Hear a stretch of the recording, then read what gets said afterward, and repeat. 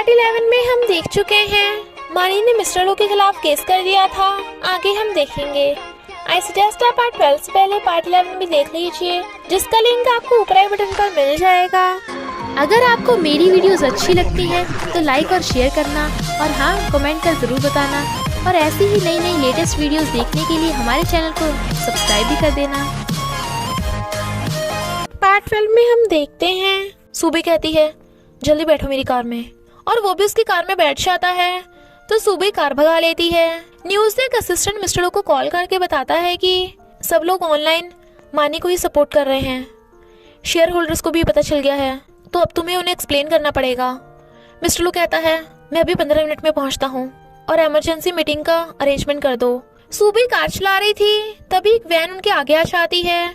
सूबी breaks लगाती है but breaks काम ही नहीं कर रहे थे और उनकी वैन से टक्कर होने वाली होती है। वो दोनों टेंशन में थे तो सूबी चल चलती कार का स्टीयरिंग घुमा देती है, जिससे कार दूसरे साइड को हो जाती है। बट ब्रेक्स तो फेल थे तो कार पोल से ठुकने वाली थी, इसलिए मिस्टर लू अपनी सीट बेल्ट हटा के सूबी के आगे आ जाता है और कार पोल से टकरा जाती है। सूबी बेहोश और उठ के देखती है कि मिस्टर लो के सिर से ब्लड निकल रहा है तो रोती है। वो कहता है रो मत, बट मिस्टर लो की आंखें बंद हो जाती हैं। सूबी रोती रह जाती है और फिर मिस्टर लो को लेके हॉस्पिटल पहुंचते हैं। वो सैड थी, तभी असिस्टेंट भी भाग के आ जाता है। डॉक्टर पूछती है क्या मिस्टर लो के ब्रेन की पहले भी सर्जरी हुई थी? असिस्टेंट हाँ करता है तो डॉक्टर कहती है अब उनके ब्रेन में फिर से चोट लगी है तो फिर से सर्जरी करनी है, इसलिए कंडीशन क्रिटिकल है। सूबी तो हैरान थी तो असिस्टेंट बताता है कि 6 साल पहले जिस दिन तुम फॉरेन जा रही थी, मिस्टर लो तुम्हें रोकने गया था बट उसका एक्सीडेंट हो गया तो 5 साल के लिए वो कोमा में था। जब उठा तो तुम्हारे बारे में सब भूल गया था। सूबी समझ आती है यानी लूफियर ने उसे झूठ बोला था, इसलिए वो रो रही थी क्योंकि उसे लगा था कि मिस्टर लो उस टाइम उसे लव नहीं करता। और पास्ट मेमोरीज को याद करती है जब उसकी और मिस्टर लो की शादी हुई थी तो वेडिंग नाइट पर उन्होंने कितना रोमांस किया था, और कहती है तुम किस टाइप के हो, ऐसा लगता है मैं तुम्हें पहचानती नहीं। असिस्टेंट आकर कहता है अब इमरजेंसी में तुम्हें ही अंजन को संभालना होगा। वो कहती है ओके, पर डॉक्टर ने क्या कहा, मिस्टर लो कब उठेगा? वो कहता है ये तो मिस्टर लो पे डिपेंड है कि उसे कब होश आएगा। सूबी आज रात मिस्टर लो के साथ हॉस्पिटल में रुकने को कहती है, बट वो बोलता है कि तुम्हें कल मीटिंग में जाना है तो रेस्ट करो, मैं मिस्टर लो का ध्यान रख लूंगा। तो वो चली जाती है। नेक्स्ट डे मीटिंग में सब बड़बड़ा रहे थे कि मिस्टर लो की बजाय तुम यहाँ क्यों आई हो? वो कहती है मैं सीईओ की वाइफ होने के साथ साथ यहाँ की बॉस भी हूँ और मिस्टर लो अभी काम के सिलसिले में फॉरेन गए हैं, इसलिए मैं इस प्रॉब्लम का जल्दी से जल्दी सॉल्यूशन ढूंढ लूंगी। उसे परेशान देख यितिंग उसकी मसाज करती है। सूबी कहती है मुझे नहीं पता था मिस्टर लो मुझे बचाएगा। यितिंग कहती है तुम्हें भी उसके लिए फीलिंग्स हैं, पर अगर वो भी तुम्हें लव करता होगा तो तुम क्या करोगी? सूबी कहती है अगर आंटी के केस में मिस्टर लो शामिल हुआ तो मैं उसे कभी माफ नहीं करूंगी, चाहे जो हो जाए। पर क्रिस ये सब सुन रहा था। नेक्स्ट डे वो नैनी के साथ हॉस्पिटल आता है तो कहता है नैनी आप घर जाओ, मुझे अपने डैडी से जरूरी बात करनी है। आप चली भी जाओ। और अंदर आ जाता है तो मिस्टर लो को कहता है डैडी मैं आ गया, आपकी चोट दुख रही होगी ना? तो फूंक मार के कहता है अब मैंने फूंक मार दी है ना तो अब नहीं दुखेगी। भले ही मैं आपको लाइक नहीं करता, पर आप मेरे डैडी बन सकते हो। जब तक मैं नया डैडी नहीं ढूंढ लेता तो आप ही की आदत डाल लूंगा, तो प्लीज जल्दी से ठीक हो जाओ, वरना जब उठोगे ना तो आपको थप्पड़ लगा दूंगा। बट मिस्टर लो तो बेहोश पड़ा था। इधर यितिंग सूबी को बताती है कि किसी ने तुम्हारी कार में गड़बड़ की थी, पुलिस अभी इन्वेस्टिगेशन कर रही है, ये लो वहाँ की सीसीटीवी फुटेज। सूबी सीसीटीवी में देखती है कि एक आदमी उसकी कार में कुछ कर रहा था और वहीं पे क्रिस भी मिस्टर लो की कार पे स्केचेस बना के फोटोज खींच रहा था, बट उसमें आदमी का फेस क्लियर नहीं दिख पाता तो वो घर जाने लगती है। इधर क्रिस कहता है 11 बज गए हैं पर मम्मी का भी कोई अता पता ही नहीं है, कितनी टेंशन हो रही है मुझे। पर गेट खुलने की आवाज सुन एकदम से बेड पे चढ़ के ब्लैंकेट में घुस जाता है। सूबी आती है तो कहती है क्रिस तुम सो गए? और ब्लैंकेट उखाड़ के देखती है क्रिस ने स्लीपर्स पहन रखे हैं तो कहती है एक्टिंग बंद करो, मुझे पता है तुम अभी सोए नहीं हो, बताओ मुझे तुमने डैडी की कार में स्केचेस क्यों बनाए थे? क्रिस उठ जाता है तो कहता है मम्मी प्लीज गुस्सा मत हो, मैं तो बस डैडी को पनिश करना चाहता था क्योंकि उन्होंने आपको परेशान किया था, आपको प्रोटेक्ट करने की जिम्मेदारी तो मेरी है ना। वो कहती है बट ऐसा करना गलत बात है, आगे से बिल्कुल भी ऐसा मत करना, ओके? वो हाँ करता है तो कहती है, तुमने जो फोटोज खींची थी दिखाओ मुझे। क्रिस उसे अपना फोन देता है तो वो उस आदमी का फेस देखने लगी थी। क्रिस पूछता है, मम्मी अब क्या ढूंढ रही हो? तुम सो जाओ अब, गुड नाइट। क्रिस कहता है, मम्मी प्लीज आप डैडी से गुस्सा मत हो ना, वो भी बीमार हैं, उन पे थोड़ी सी दया कर दो। और आप इतना सारा काम करके थक गई हो, देखो मैं बड़ा हो गया हूँ तो मैं आपको और डैडी दोनों का ख्याल रख लूंगा। वो कहती है, थैंक यू मिस्टर क्रिस, पर पहले तुम और बड़े हो जाओ। और उसे गुड नाइट करके सुला देती है। फिर वो युतिन को फोन देके कहती है, पुलिस को ये दिखा देना, क्रिस ने उस आदमी का फोटो खींच लिया था। युतिन कहती है, सच में? क्रिस तो बड़ा स्मार्ट है। इधर क्रिस पैसे कमाने के लिए एक्टिंग करने की सोच रहा था तो अपनी नैनी को फोन करने वाला था, पर युतिन को देख फोन छुपा देता है। वो कहती है, मैं काम से बाहर जा रही हूँ और नैनी आने वाली होगी तो कहीं मत भागना, ओके? क्रिस कहता है, ओके तो जल्दी आना। वो कहती है, यस मिस्टर क्रिस, और बाय बाय करके चली जाती है।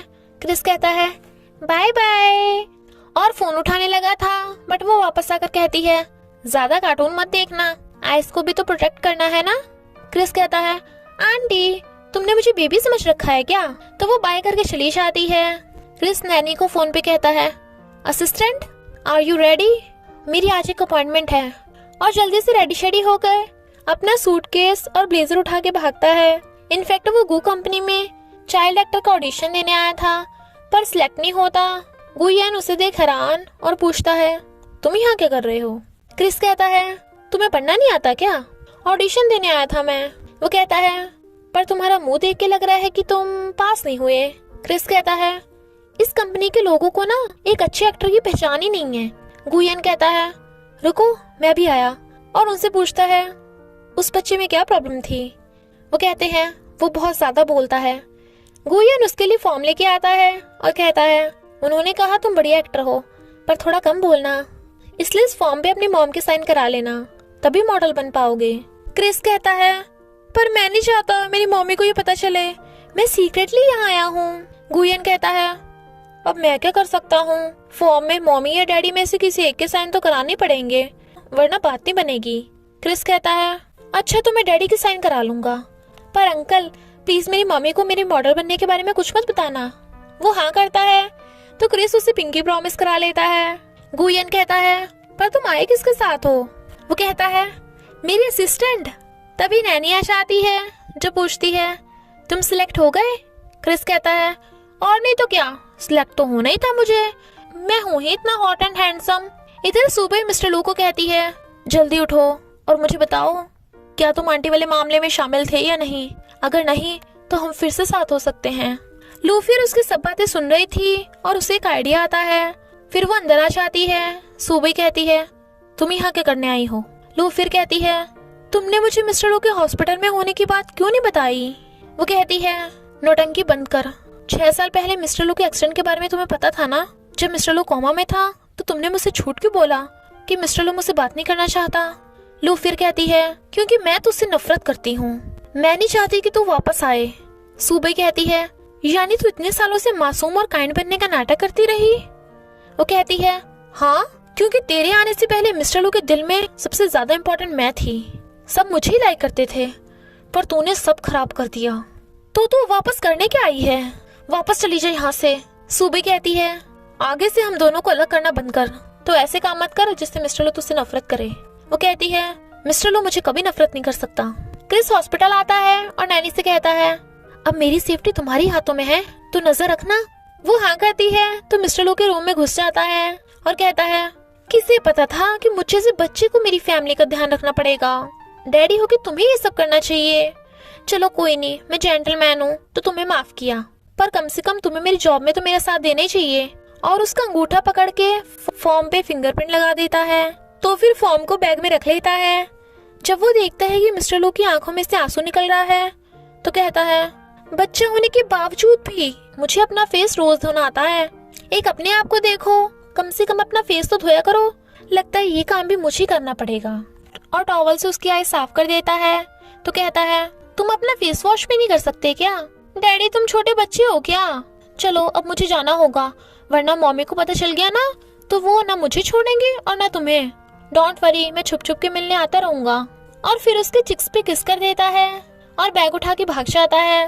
बट हम देखते हैं मिस्टर लू का हाथ थोड़ा थोड़ा हिल रहा है। इधर मैंने अपना वही ड्रामा कर रही थी कि मिस्टर लू ने मुझे हरास किया, तो सूबे सच्चाई बताने आ जाती है। रिपोर्टर्स उसे घेर लेते हैं। सूबे पूछती है, क्या मानी तुम बता सकती हो कि मिस्टर लू ने तुम्हें कब और कैसे हरास किया? वो कहती है, जब मैंने हॉन्चन कंपनी का कॉन्ट्रैक्ट साइन किया था तो मिस्टर लू ने मुझे ब्लैकमेल करके मुझसे जबरदस्ती की थी और रोने का ड्रामा स्टार्ट कर देती है। सूबे सबको एक वीडियो दिखाती है। इनफैक्ट ये उसी टाइम की सीसीटीवी फुटेज थी जब सूबे ने चोरी से उनके रूम में सीसीटीवी लगा दिया था। मानी की चोट देख मिस्टर लू से अंदर ले आया था, बट मानी ने मिस्टर लू के पानी में कुछ मिला दिया था ताकि वो सपना बना सके। बट मिस्टर लू को तो उसके कारनामों का पहले से पता था, इसलिए वो उसके प्लान में नहीं फंसता। रिपोर्टर्स को पता चल गया था कि मानी झूठी है, बट वो कहती है, ये वीडियो झूठी है, सूबे ने मुझे फंसाया है। सूबे कहती है, लगता है तू मेरे इस गिफ्ट से खुश नहीं है, तो चलो दूसरा गिफ्ट देती हूँ।